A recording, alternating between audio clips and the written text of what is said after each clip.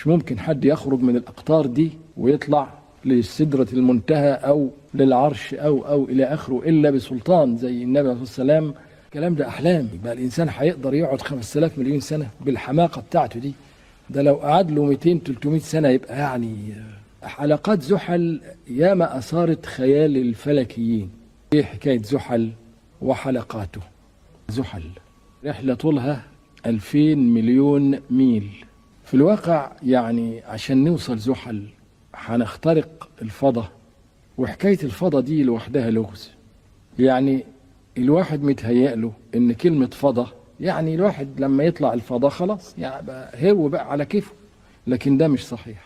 الفضاء محكوم بشوارع وممرات ومسالك ومدارات، ما فيش خط مستقيم في الفضاء أبدا، مع ان الواحد متهيأله الفضاء ده يعني فضاء. جميع المسارات منحنية أقواس، وعشان كده أي كوكب مداره يبقى بيضاوي يبقى دائري يبقى هللجي، إنما ما فيش حاجة اسمها خط مستقيم أبدا في الفضاء. وعشان كده هندسة إقليدس اللي هي هندسة الخطوط المستقيمة ما تنفعش، لازم هندسة تانية اللي هي الهندسة الحديثة ريمان جيومتري هي اللي تنفع عشان الفضاء. في القرآن والسماء ذات الحبك، الحبك يعني المسارات أو الطرق أو الشوارع. أو مثلا رفع السماء بغير عمد ترونها، بغير عمد ترونها يعني بعمد لا ترونها، يعني ان في اعمده في الفضاء غير مرئيه. معنى كده في النهايه ان الفضاء ما هوش فضاء، دي لغز تاني بقى، ده محكوم بقوانين تانية خالص. طيب الفضاء اللي هو لغز ده نفكر سوا ممكن يكون ايه؟ اللي هو يحتوي على كل الكون، وسع كرسيه السماوات والارض. لما ربنا بيقول يا معشر الجن والإنس إن استطعتم أن تنفذوا من أقطار السماوات فانفذوا لا تنفذون إلا بسلطان. أقطار السماوات اللي محتوية على كل السماوات وكل أجرام هي دي ممكن تفهم بأنها الفضاء، هم دول الأقطار. مش ممكن حد يخرج من الأقطار دي ويطلع لسدرة المنتهى أو للعرش أو إلى آخره إلا بسلطان زي النبي عليه الصلاة والسلام. الإسراء كان بقوة الله وإذنه وسلطانه، فده هو الخروج من أقطار السماوات. إنما طبعا واحد يسافر للقمر ولا للمريخ جوه نفس الفضاء، ما خرجناش عن الأقطار. كلمة أقطار دي كلمة غريبة، إن استطعتم أن تنفذوا من أقطار السماوات. أو مثلا كلمة الكرسي، وسع كرسيه، الكرسي الذي يتسع للكون كله، ممكن نفهمه إنه هو الفضاء الذي يتسع للكون كله، الله أعلم. زمان في التفسير بعض المفسرين السلفيين قالوا وسع كرسيه السماوات والأرض بمعنى وسع علمه، وده تفسير جميل، لكن طبعا التفويض في هذه المسائل أحسن، والقول بأن الله أعلم أحسن، خاصة في حاجات زي إيه؟ الكرسي والعرش والصراط والحوض والجنة والنار. يعني كمثال مثلا النار، إحنا كمؤمنين لا شك نؤمن بما فيها من عذاب حسي ومعنوي، وبالجنة أيضا وما فيها من نعيم حسي ومعنوي، لكن الكيف ازاي بالظبط، ايه شكل الجنة او شكل النار، ما حدش يعرف، غيب. بدليل ان ربنا سبحانه وتعالى لما يتكلم عن النار يقول ان فيها مية، فيها عين حامية، نار فيها مية، شغلانة دي. او مثلا فيها شجرة تخرج من اصل الجحيم، بقى كأن النار فيها شجرة ومية، اذا هي نار غير النار. يعني دي لغز بقى، غيب، نقول غيب. وكذلك عن الجنة سبحانه وتعالى لما يتكلم عن الجنة يقول عرضها جنة عرضها السماوات والأرض. ايه بقى الجنة اللي عرضها السماوات والأرض؟ برضو دي لغز. فأكن في الكيف النهائي ما نقدرش نكيف هذه المسائل، نقول النار شكلها كذا ولا الجنة شكلها كذا. وكل ما ورد عن الجنة صور تقريبية، مثل الجنة التي توعدون، القصور وأنهار والفواكه والحور العين وإلى آخره، بيضرب مثال. فدي أمور مما لا عين رأت ولا أذن سمعت ولا خطر على قلب بشر. فنفس الحكاية برضو، يعني مثلا القلم واللوح، نون والقلم وما يسطرون، القلم اللي بيسطر بيه الملائكة، ايه هو ايه القلم؟ عشان اوريكم ان المسائل دي معانيها كبيرة جدا. اقول لكم تاريخ القلم عندنا ايه.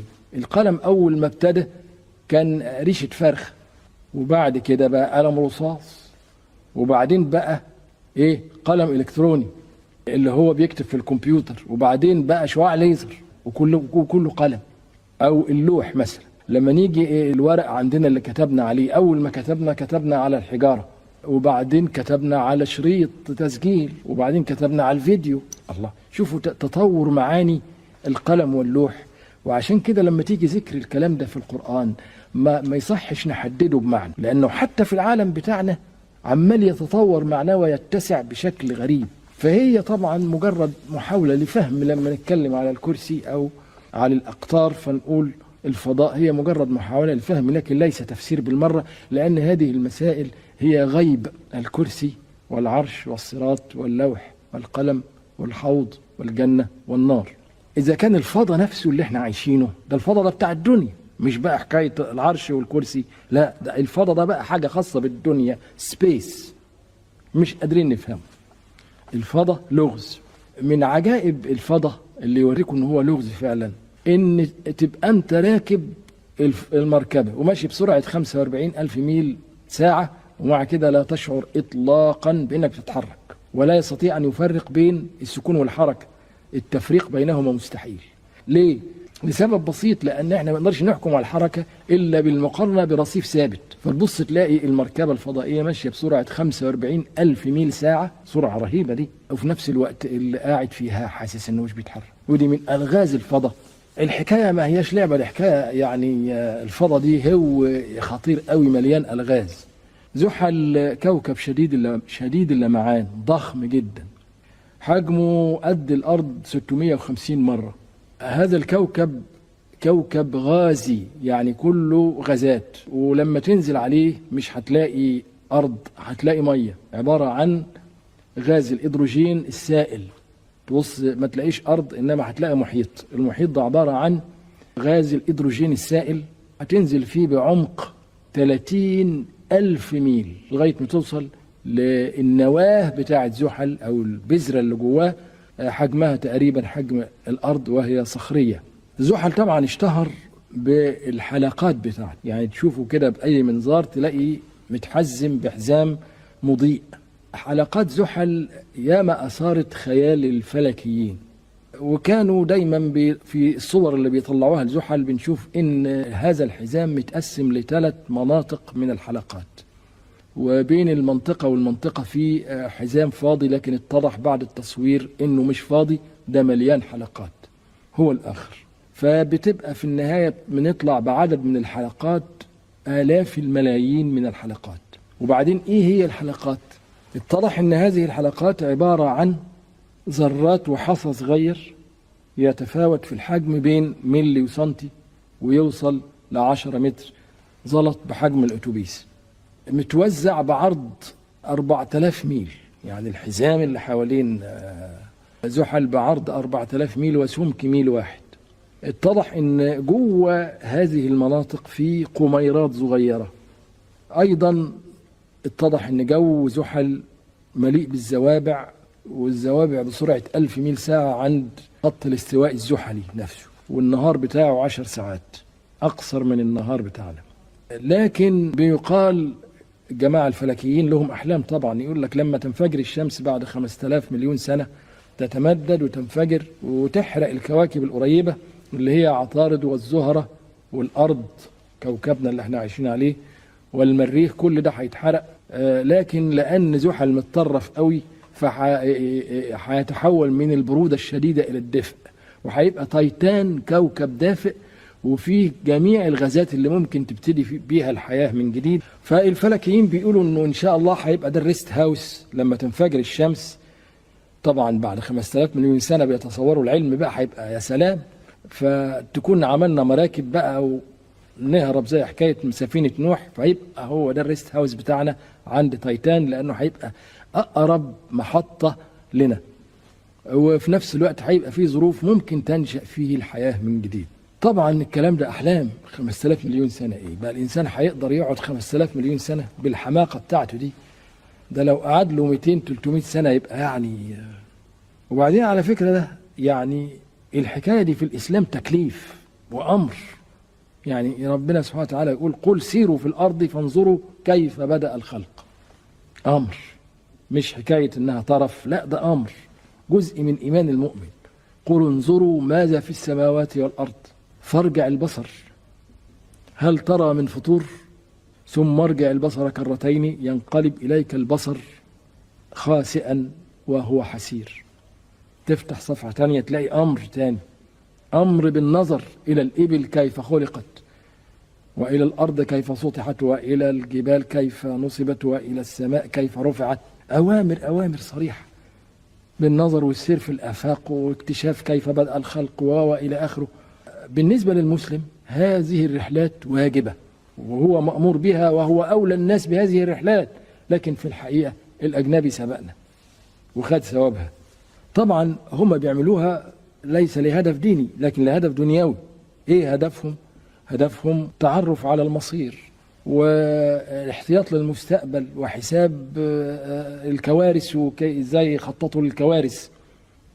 هم عايزين يعرفوا هم رايحين فين وجايين منين والحكاية ايه وايه اللي بينتظرهم. زي ما احنا عارفين الانسان بالجغرافيا عرف مسكنه، وبالتاريخ عرف ماضيه، وبالطب عرف جسمه، وعلم النفس عرف نفسه. وعن طريق هذه المعارف بيقدر الإنسان يتحكم في بيئته ويتحكم في ظروفه ويبقى سيد مصيره، وهذا هدفهم في الغرب. لكن في الواقع هذه الرحلات بتتخطى الهدف الدنيوي غصب عنه. هذه الرحلات فعلا هي إصبع تشير إلى الحكمة الإلهية، إلى وجود الخالق. مجرد أنك تسير في الآفاق وأنك تجمع الشواهد وتشوف الدنيا وتسافر في الفضاء هتصل إلى وجود الله سبحانه وتعالى، إنه حقيقة لا شك فيه، وإنه واحد لا شريك له. وهنا أعتقد إن الحقيقة دي حكمة ربنا سبحانه وتعالى في إنجاح هذه الرحلات. ربنا أنجح الرحلات دي ليقيم حجة على المؤمن وعلى الكافر. سيريكم آياته فتعرفونها وهذه حجة الله البالغة. صدق الله العظيم. وإلى حلقة قادمة إن شاء الله، والسلام عليكم ورحمة الله. مش ممكن حد يخرج من الأقطار دي ويطلع لسدرة المنتهى أو للعرش أو إلى آخره إلا بسلطان زي النبي عليه الصلاة والسلام. الكلام ده أحلام. يبقى الإنسان هيقدر يقعد 5000 مليون سنة بالحماقة بتاعته دي؟ ده لو قعد له 200-300 سنة يبقى يعني. حلقات زحل ياما أثارت خيال الفلكيين. ايه حكاية زحل وحلقاته؟ زحل رحلة طولها 2000 مليون ميل. في الواقع يعني عشان نوصل زحل هنخترق الفضاء، وحكاية الفضاء دي لوحدها لغز. يعني الواحد متهيأ له ان كلمة فضاء يعني الواحد لما يطلع الفضاء خلاص يعني هو بقى على كيفه، لكن ده مش صحيح. الفضاء محكوم بشوارع وممرات ومسالك ومدارات. ما فيش خط مستقيم في الفضاء أبدا، مع ان الواحد متهيأ له الفضاء ده يعني فضاء. جميع المسارات منحنية أقواس، وعشان كده أي كوكب مداره يبقى بيضاوي يبقى دائري يبقى هللجي، إنما ما فيش حاجة اسمها خط مستقيم أبدا في الفضاء. وعشان كده هندسة إقليدس اللي هي هندسة الخطوط المستقيمة ما تنفعش. لازم هندسة تانية اللي هي الهندسة الحديثة ريمان جيومتري هي اللي تنفع عشان الفضاء. في القرآن والسماء ذات الحبك. الحبك يعني المسارات أو الطرق أو الشوارع. أو مثلا رفع السماء بغير عمد ترونها. بغير عمد ترونها يعني بعمد لا ترونها، يعني إن في أعمدة في الفضاء غير مرئية. معنى كده في النهاية إن الفضاء ما هوش فضاء، دي لغز تاني بقى، ده محكوم بقوانين تانية خالص. طيب الفضاء اللي هو لغز ده نفكر سوا ممكن يكون إيه؟ اللي هو يحتوي على كل الكون. وسع كرسيه السماوات والأرض. لما ربنا بيقول يا معشر الجن والإنس إن استطعتم أن تنفذوا من أقطار السماوات فانفذوا لا تنفذون إلا بسلطان. أقطار السماوات اللي محتوية على كل السماوات وكل أجرام هي دي ممكن تفهم بأنها الفضاء. هم دول الأقطار. مش ممكن حد يخرج من الأقطار دي ويطلع لسدرة المنتهى أو للعرش أو إلى آخره إلا بسلطان زي النبي عليه الصلاة والسلام. الإسراء كان بقوة الله وإذنه وسلطانه، فده هو الخروج من أقطار السماوات. إنما طبعا واحد يسافر للقمر ولا للمريخ جوه نفس الفضاء ما خرجناش عن الأقطار. كلمة أقطار دي كلمة غريبة. إن استطعتم أن تنفذوا من أقطار السماوات. أو مثلا كلمة الكرسي وسع كرسيه. الكرسي الذي يتسع للكون كله ممكن نفهمه إنه هو الفضاء الذي يتسع للكون كله، الله أعلم.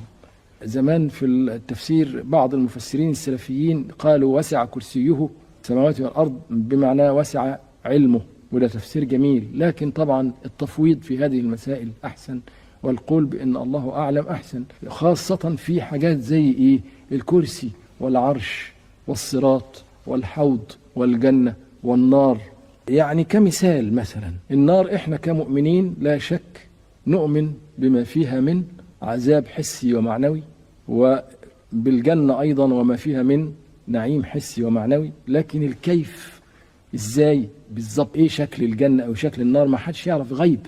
بدليل ان ربنا سبحانه وتعالى لما يتكلم عن النار يقول ان فيها ميه، فيها عين حاميه، نار فيها ميه، شغلانه دي. او مثلا فيها شجره تخرج من اصل الجحيم، بقى كأن النار فيها شجره وميه، اذا هي نار غير النار. يعني دي لغز بقى، غيب، نقول غيب. وكذلك عن الجنه سبحانه وتعالى لما يتكلم عن الجنه يقول عرضها جنه عرضها السماوات والارض. ايه بقى الجنه اللي عرضها السماوات والارض؟ برضه دي لغز. فلكن في الكيف النهائي ما نقدرش نكيف هذه المسائل، نقول النار شكلها كذا ولا الجنه شكلها كذا. وكل ما ورد عن الجنه صور تقريبيه، مثل الجنه التي توعدون، القصور وانهار والفواكه والحور العين والى اخره، بيضرب مثال. فدي امور مما لا عين رأت ولا اذن سمعت ولا خطر على قلب بشر. فنفس الحكايه برضه، يعني مثلا القلم واللوح، نون والقلم وما يسطرون، القلم اللي بيسطر بيه الملائكة، ايه هو ايه القلم؟ عشان اوريكم ان المسائل دي معانيها كبيرة جدا. اقول لكم تاريخ القلم عندنا ايه.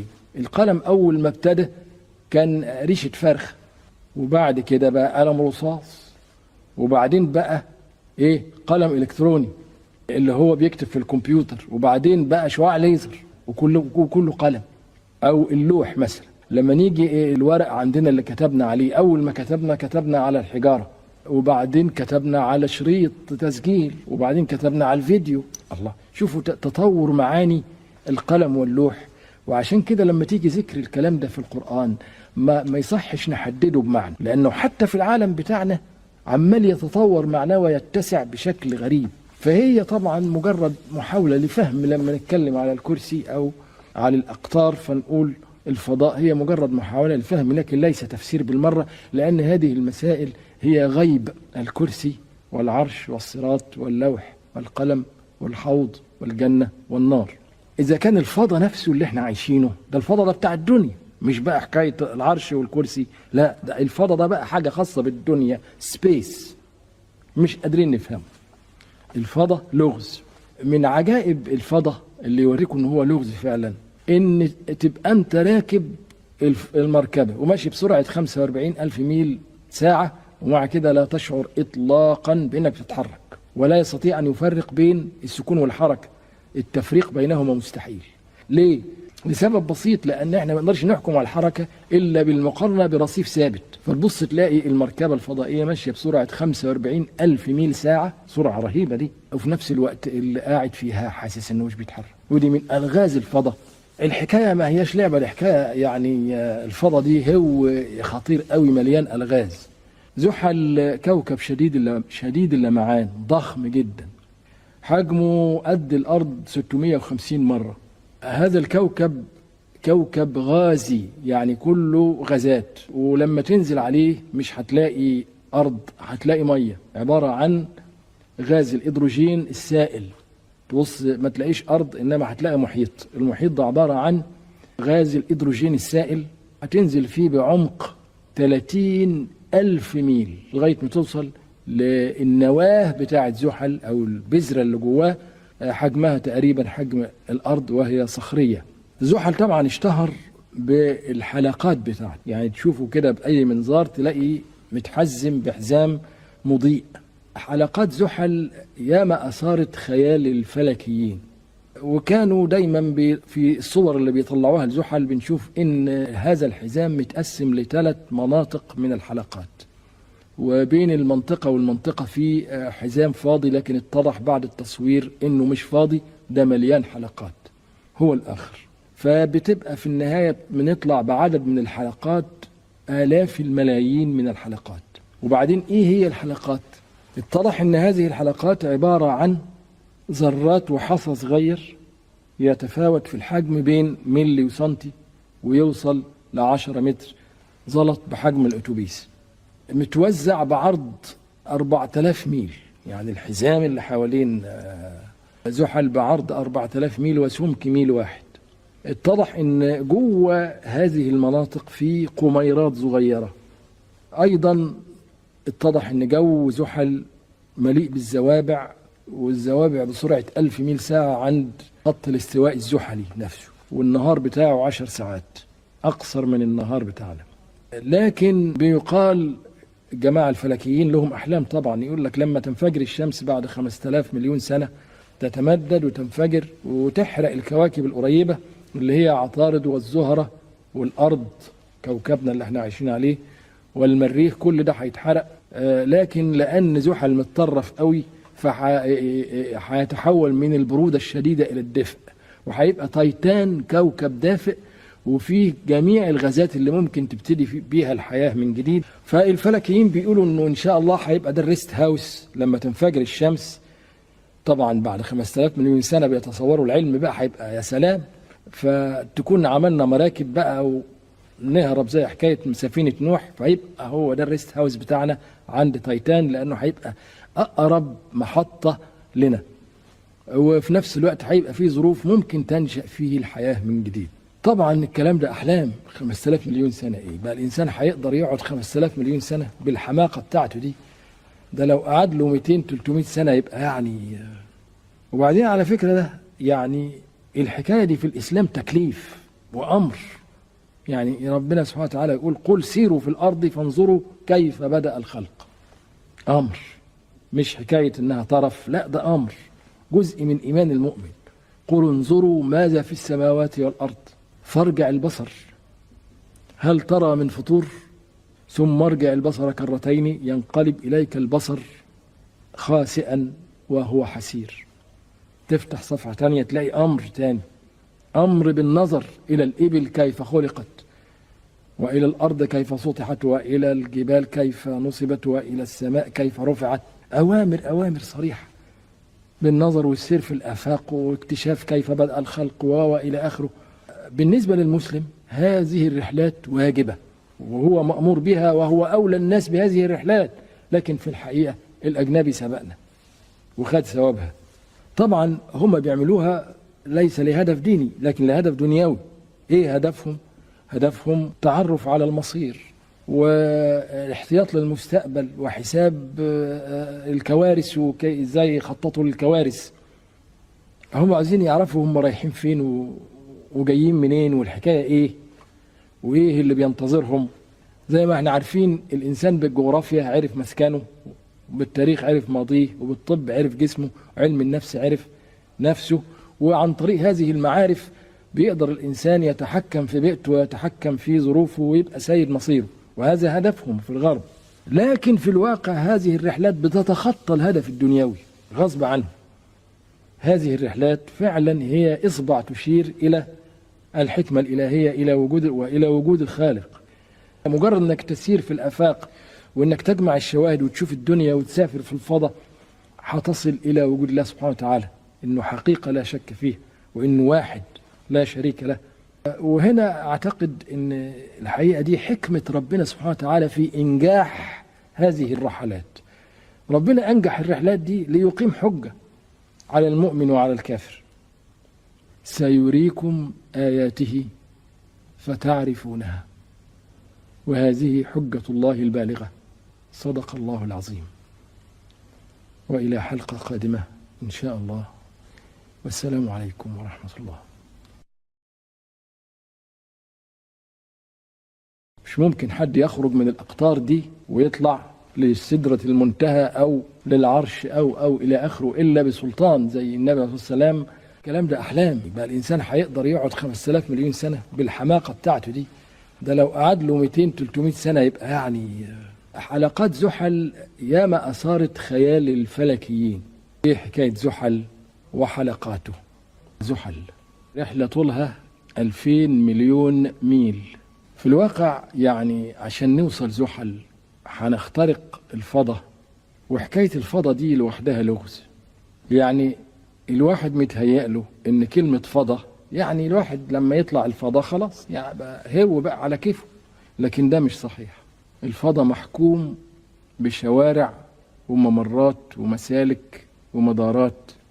ما فيش خط مستقيم في الفضاء أبدا، مع ان الواحد متهيأ له الفضاء ده يعني فضاء. جميع المسارات منحنية أقواس، وعشان كده أي كوكب مداره يبقى بيضاوي، يبقى دائري، يبقى إهليلجي، إنما ما فيش حاجة اسمها خط مستقيم أبدا في الفضاء. وعشان كده هندسة إقليدس اللي هي هندسة الخطوط المستقيمة ما تنفعش، لازم هندسة تانية اللي هي الهندسة الحديثة ريمان جيومتري هي اللي تنفع عشان الفضاء. في القرآن والسماء ذات الحبك، الحبك يعني المسارات أو الطرق أو الشوارع. أو مثلا رفع السماء بغير عمد ترونها، بغير عمد ترونها يعني بعمد لا ترونها، يعني إن في أعمدة في الفضاء غير مرئية. معنى كده في النهاية إن الفضاء ما هوش فضاء، دي لغز تاني بقى، ده محكوم بقوانين تانية خالص. طيب الفضاء اللي هو لغز ده نفكر سوا ممكن يكون إيه؟ اللي هو يحتوي على كل الكون، وسع كرسيه السماوات والأرض. لما ربنا بيقول يا معشر الجن والإنس إن استطعتم أن تنفذوا من أقطار السماوات فانفذوا لا تنفذون إلا بسلطان. أقطار السماوات اللي محتوية على كل السماوات وكل أجرام، هي دي ممكن تفهم بأنها الفضاء، هم دول الأقطار. مش ممكن حد يخرج من الأقطار دي ويطلع لسدرة المنتهى أو للعرش أو إلى آخره إلا بسلطان. زي النبي عليه الصلاة والسلام الإسراء كان بقوة الله وإذنه وسلطانه، فده هو الخروج من أقطار السماوات. إنما طبعا واحد يسافر للقمر ولا للمريخ جوه نفس الفضاء، ما خرجناش عن الأقطار. كلمة أقطار دي كلمة غريبة، إن استطعتم أن تنفذوا من أقطار السماوات. أو مثلا كلمة الكرسي، وسع كرسيه، الكرسي الذي يتسع للكون كله، ممكن نفهمه إنه هو الفضاء الذي يتسع للكون كله، الله أعلم. زمان في التفسير بعض المفسرين السلفيين قالوا وسع كرسيه السماوات والأرض بمعنى وسع علمه، وده تفسير جميل، لكن طبعا التفويض في هذه المسائل أحسن، والقول بأن الله أعلم أحسن، خاصة في حاجات زي إيه؟ الكرسي والعرش والصراط والحوض والجنة والنار. يعني كمثال مثلا النار، إحنا كمؤمنين لا شك نؤمن بما فيها من عذاب حسي ومعنوي، وبالجنة أيضا وما فيها من نعيم حسي ومعنوي، لكن الكيف ازاي بالظبط، ايه شكل الجنة او شكل النار، ما حدش يعرف، غيب. بدليل ان ربنا سبحانه وتعالى لما يتكلم عن النار يقول ان فيها مية، فيها عين حامية، نار فيها مية، شغلانة دي. او مثلا فيها شجرة تخرج من اصل الجحيم، بقى كأن النار فيها شجرة ومية، اذن هي نار غير النار. يعني دي لغز بقى، غيب، نقول غيب. وكذلك عن الجنة سبحانه وتعالى لما يتكلم عن الجنة يقول عرضها جنة عرضها السماوات والأرض. ايه بقى الجنة اللي عرضها السماوات والأرض؟ برضو دي لغز. فأكن في الكيف النهائي ما نقدرش نكيف هذه المسائل، نقول النار شكلها كذا ولا الجنة شكلها كذا. وكل ما ورد عن الجنة صور تقريبية، مثل الجنة التي توعدون، القصور وأنهار والفواكه والحور العين وإلى آخره، بيضرب مثال. فدي أمور مما لا عين رأت ولا أذن سمعت ولا خطر على قلب بشر. فنفس الحكاية برضو، يعني مثلا القلم واللوح، نون والقلم وما يسطرون، القلم اللي بيسطر بيه الملائكة، ايه هو ايه القلم؟ عشان اوريكم ان المسائل دي معانيها كبيرة جدا، اقول لكم تاريخ القلم عندنا ايه. القلم اول ما ابتدى كان ريشة فرخ، وبعد كده بقى قلم رصاص، وبعدين بقى ايه قلم الكتروني اللي هو بيكتب في الكمبيوتر، وبعدين بقى شعاع ليزر، وكله قلم. او اللوح مثلا، لما نيجي الورق عندنا اللي كتبنا عليه، اول ما كتبنا على الحجارة، وبعدين كتبنا على شريط تسجيل، وبعدين كتبنا على الفيديو. الله، شوفوا تطور معاني القلم واللوح. وعشان كده لما تيجي ذكر الكلام ده في القرآن ما يصحش نحدده بمعنى، لأنه حتى في العالم بتاعنا عمال يتطور معناه ويتسع بشكل غريب. فهي طبعا مجرد محاولة لفهم. لما نتكلم على الكرسي أو على الأقطار فنقول الفضاء، هي مجرد محاولة للفهم، لكن ليس تفسير بالمرة، لأن هذه المسائل هي غيب. الكرسي والعرش والصراط واللوح والقلم والحوض والجنة والنار. إذا كان الفضاء نفسه اللي احنا عايشينه ده، الفضاء ده بتاع الدنيا، مش بقى حكاية العرش والكرسي، لا، ده الفضاء ده بقى حاجة خاصة بالدنيا، سبيس، مش قادرين نفهمه. الفضاء لغز. من عجائب الفضاء اللي يوريكم ان هو لغز فعلا، ان تبقى انت راكب المركبة وماشي بسرعة 45 ألف ميل ساعة، ومع كده لا تشعر إطلاقا بأنك تتحرك، ولا يستطيع أن يفرق بين السكون والحركة. التفريق بينهما مستحيل. ليه؟ لسبب بسيط، لأن احنا ما نقدرش نحكم على الحركة إلا بالمقارنة برصيف ثابت. فتبص تلاقي المركبة الفضائية ماشية بسرعة 45 ألف ميل ساعة، سرعة رهيبة دي، وفي نفس الوقت اللي قاعد فيها حاسس إنه مش بيتحرك. ودي من ألغاز الفضاء. الحكاية ما هياش لعبة، الحكاية يعني الفضاء دي هو خطير قوي، مليان ألغاز. زحل كوكب شديد اللمعان، ضخم جدا، حجمه قد الأرض 650 مرة. هذا الكوكب كوكب غازي، يعني كله غازات، ولما تنزل عليه مش هتلاقي أرض، هتلاقي مية، عبارة عن غاز الهيدروجين السائل. تبص ما تلاقيش أرض، إنما هتلاقي محيط. المحيط ده عبارة عن غاز الهيدروجين السائل، هتنزل فيه بعمق 30 ألف ميل لغاية ما توصل للنواة بتاعة زحل أو البذرة اللي جواه، حجمها تقريبا حجم الأرض وهي صخرية. زحل طبعا اشتهر بالحلقات بتاعته، يعني تشوفه كده بأي منظار تلاقي متحزم بحزام مضيء.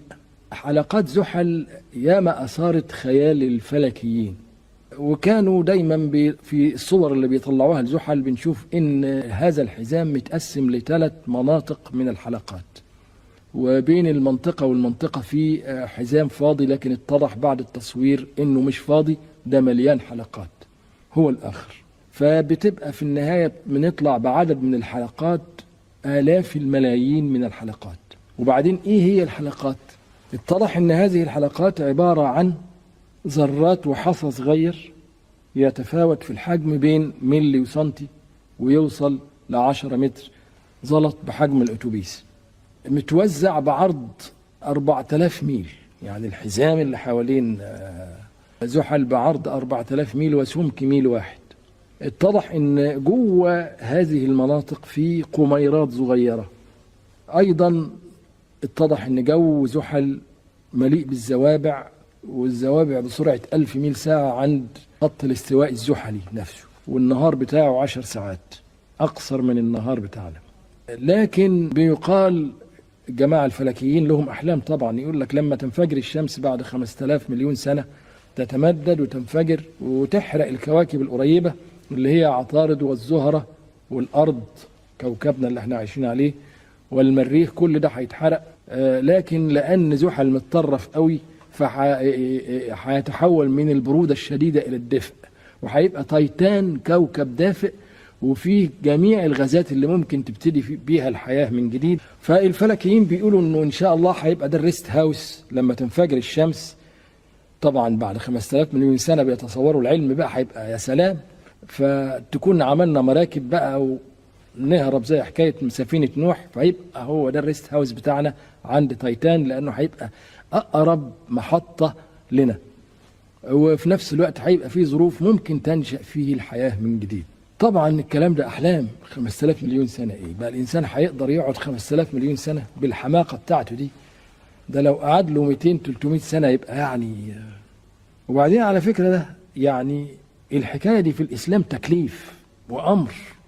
يعني ربنا سبحانه وتعالى يقول قل سيروا في الأرض فانظروا كيف بدأ الخلق. أمر، مش حكاية إنها طرف، لا ده أمر، جزء من إيمان المؤمن. قل انظروا ماذا في السماوات والأرض فارجع البصر هل ترى من فطور ثم ارجع البصر كرتين ينقلب إليك البصر خاسئا وهو حسير. تفتح صفحة تانية تلاقي أمر تاني، أمر بالنظر إلى الإبل كيف خلقت، وإلى الأرض كيف سطحت، وإلى الجبال كيف نصبت، وإلى السماء كيف رفعت. أوامر صريحة بالنظر والسير في الآفاق واكتشاف كيف بدأ الخلق وإلى آخره. بالنسبة للمسلم هذه الرحلات واجبة وهو مأمور بها وهو أولى الناس بهذه الرحلات، لكن في الحقيقة الأجنبي سبقنا وخد ثوابها. طبعا هم بيعملوها ليس لهدف ديني لكن لهدف دنيوي. ايه هدفهم؟ هدفهم تعرف على المصير والاحتياط للمستقبل وحساب الكوارث وازاي يخططوا للكوارث. هم عايزين يعرفوا هم رايحين فين وجايين منين والحكاية ايه. وإيه اللي بينتظرهم. زي ما احنا عارفين الإنسان بالجغرافيا عرف مسكنه، وبالتاريخ عرف ماضيه، وبالطب عرف جسمه، وعلم النفس عرف نفسه. وعن طريق هذه المعارف بيقدر الإنسان يتحكم في بيئته ويتحكم في ظروفه ويبقى سيد مصيره، وهذا هدفهم في الغرب. لكن في الواقع هذه الرحلات بتتخطى الهدف الدنيوي غصب عنه. هذه الرحلات فعلا هي إصبع تشير إلى الحكمة الإلهية، إلى وجود الخالق. مجرد أنك تسير في الآفاق وأنك تجمع الشواهد وتشوف الدنيا وتسافر في الفضاء، هتصل إلى وجود الله سبحانه وتعالى، إنه حقيقة لا شك فيه، وإنه واحد لا شريك له. وهنا أعتقد أن الحقيقة دي حكمة ربنا سبحانه وتعالى في إنجاح هذه الرحلات. ربنا أنجح الرحلات دي ليقيم حجة على المؤمن وعلى الكافر. سيريكم آياته فتعرفونها، وهذه حجة الله البالغة. صدق الله العظيم. وإلى حلقة قادمة إن شاء الله، والسلام عليكم ورحمة الله.